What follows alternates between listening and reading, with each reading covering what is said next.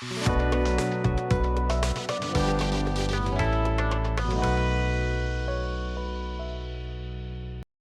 strategic role of Syria and Egypt in the historical context of the Quds question. Al-Quds is a crucial focal point in the Middle East, particularly in light of recent developments in Gaza. These events have called for the urgent need to approach the Al-Quds issue with historical insights rather than superficial perspectives. The Quran has taught us to know that there are valuable lessons from past nations. Thus, this article will examine the strategic importance of Syria and Egypt for the future of Al-Quds, emphasizing their historical roles and the critical positions they will hold moving forward. Sacred land full of history lessons. Al-Quds occupies a unique position in the history of Islam and humanity. More than just a beautiful geographical location, it serves as the cradle of divine messages, the heart of jihad and struggle, and the center of prophetic teachings. The spiritual and historical significance of this city resonates deeply within the collective memory of humanity, transcending physical borders. Throughout history, Al-Quds has been a battleground for the conflict between truth and falsehood, experiencing numerous shifts, conquests, liberations, and losses, each leaving invaluable lessons. This rich history not only imparts wisdom but also offers strategic insights for our present and future. We will now explore 6 critical phases in the history of Al-Quds, focusing on the military strategies employed and the lessons learned regarding political unity and military planning.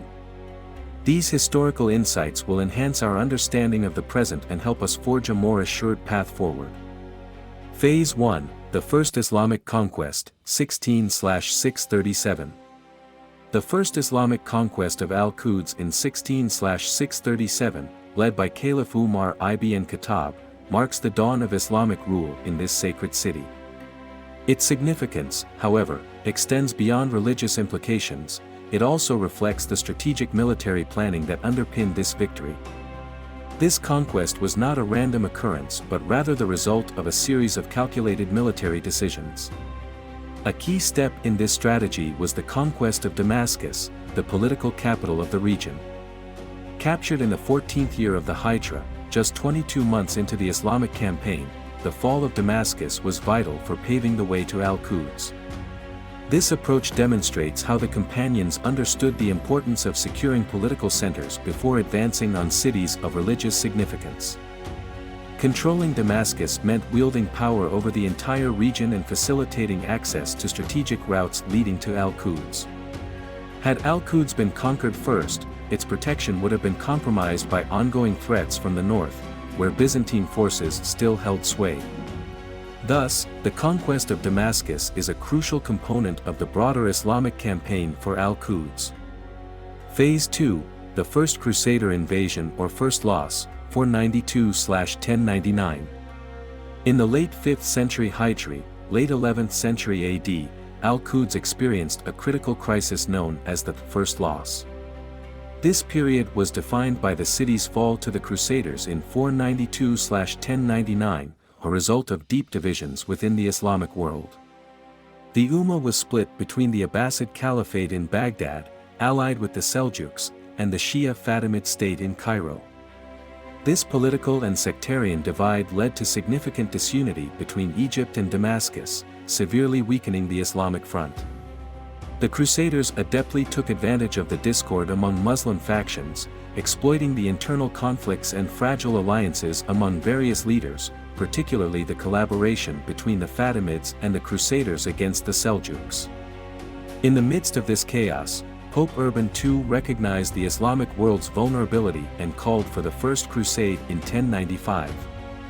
Crusader armies advanced eastward from Europe, capturing key cities such as Antioch and Tripoli before seizing Al-Quds from the Fatimids, who had recently regained control.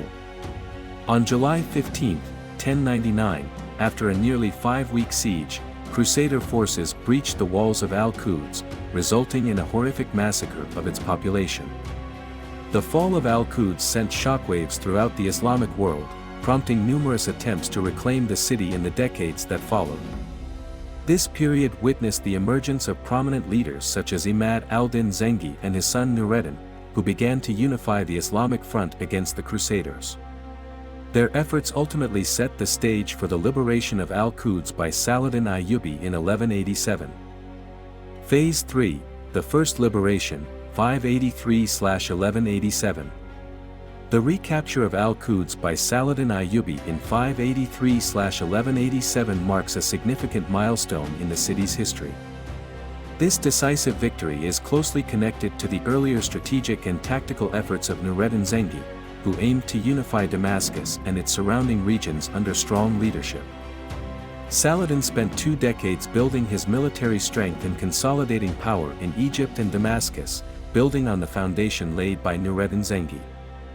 After Nureddin died in 1174, his successor, al-Malik al-Salih Ismail, encountered internal disputes and power struggles among army commanders, which created an opportunity for Saladin to rise to prominence. Seizing this moment, Saladin advanced on Damascus, positioning himself as the guardian of Nureddin's legacy and effectively becoming the ruler of the territories that had been unified under Nureddin's command. In 1176, he returned to Egypt, where he received formal authorization from the Abbasid Caliph to govern the former emirates.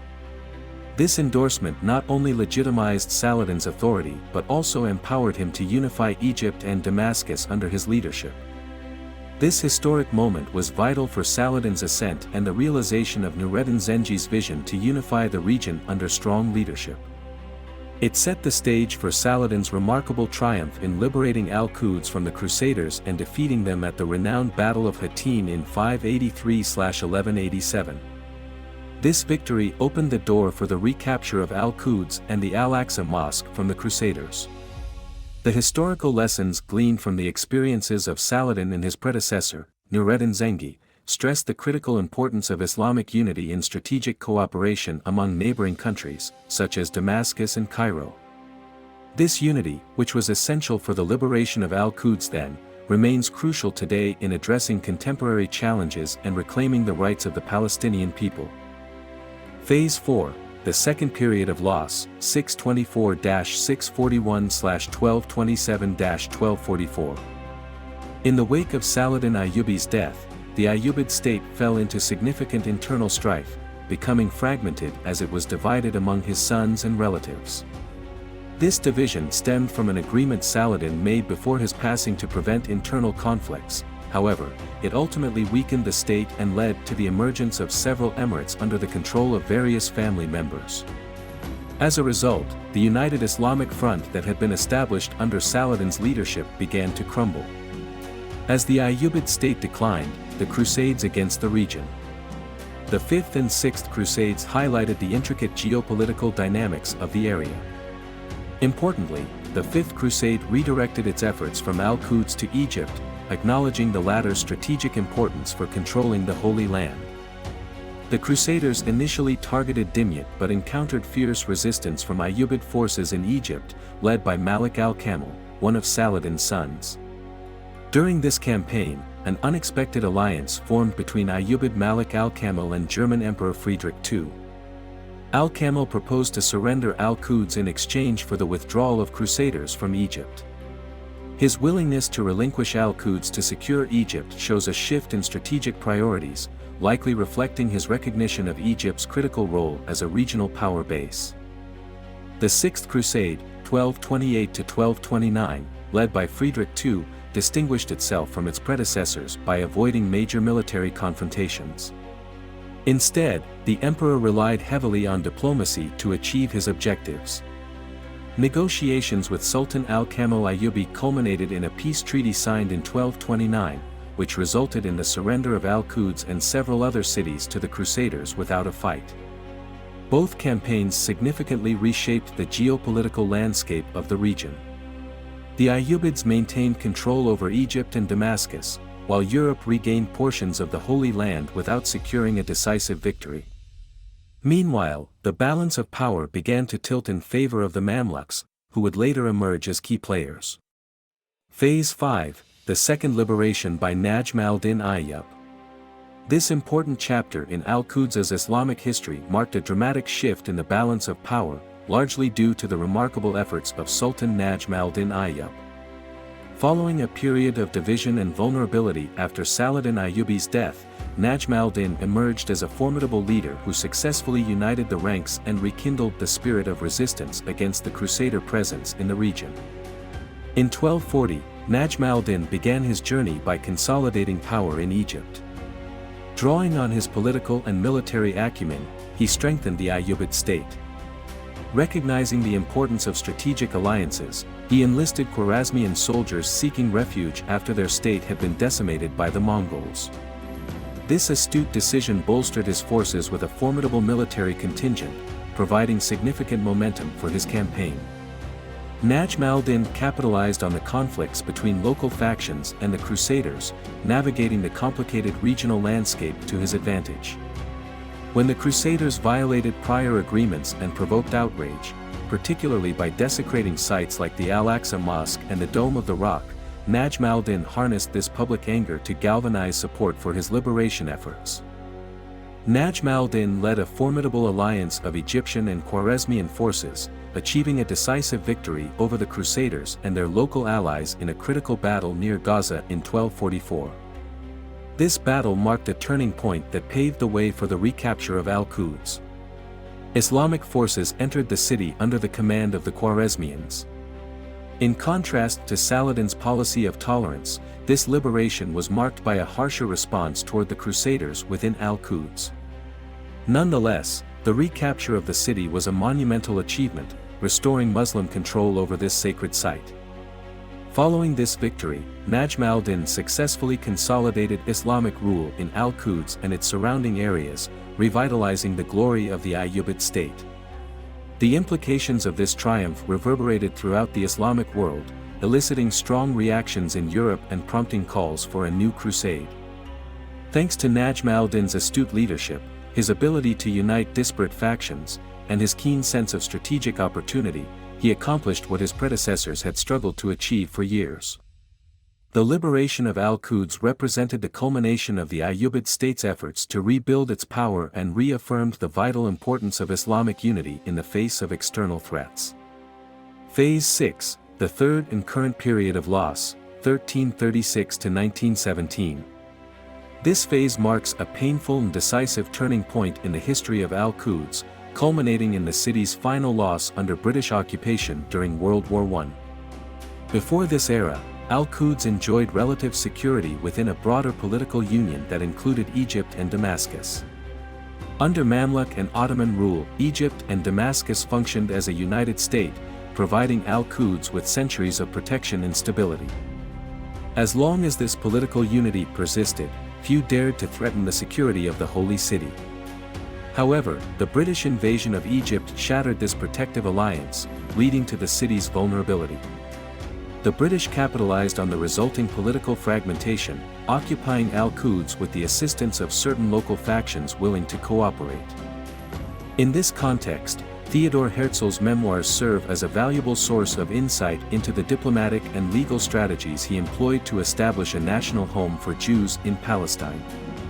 These memoirs detail the intensive and intricate diplomatic efforts that involved the major powers of the time, Istanbul, London, Rome, St. Petersburg, and Berlin.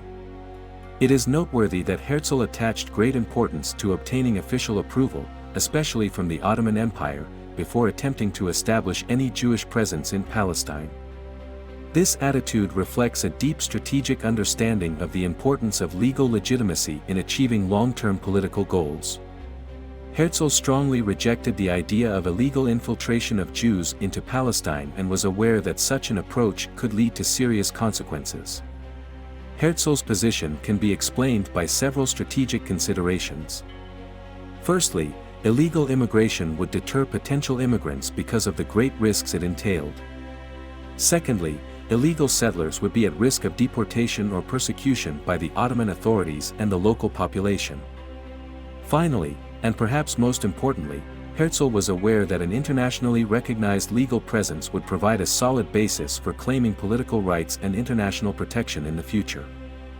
Herzl's strategy aimed to establish a legitimate Jewish presence in Palestine as a first step towards gradual autonomy. This gradual approach aimed at establishing a recognized legal entity and then gradually building institutions and structures of self-government, avoiding direct conflict with existing authorities. Analyzing Herzl's strategy provides valuable insights into the significance of international diplomacy and the importance of legal legitimacy in advancing long-term political projects. It also highlights the effectiveness of an incremental approach in achieving complex political objectives. Historical analysis shows that periods of power and security for al-Quds were closely linked to the unity of Egypt and Damascus, whether under Mamluk or Ottoman rule. This unity acted as a protective shield for al-Quds for centuries.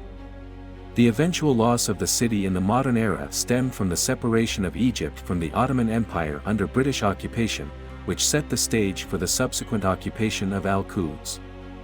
From a strategic perspective, the continuity of governance systems in Syria and Egypt reflects a complex regional landscape. These countries are viewed differently regarding the security of Israel and the broader region, which complicates genuine cooperation among them. This fragmentation weakens their ability to adopt a unified stance on critical issues, such as the status of al-Quds. Additionally, it raises questions about the nature of regional and international relations that favor Israel and their implications for normalizing ties with authoritarian regimes in the region.